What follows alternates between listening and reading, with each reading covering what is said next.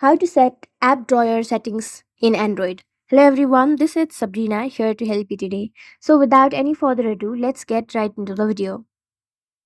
So here as you can see, currently all my apps are in home screen. There is no separate app screen or app drawer, and it looks very messy. Now in order to organize it and separate app drawer and home screen, what you will have to do is tap and hold on your home screen, then go to settings.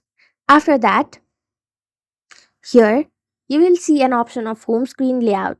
Tap on it and then go to home screen and app screens. Simply apply it.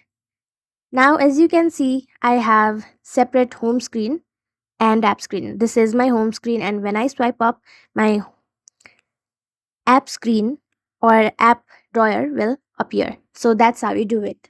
Thank you for watching this video. Make sure to like, share and subscribe to our YouTube channel. If you got any questions, comment them down and I'll catch you in the next one.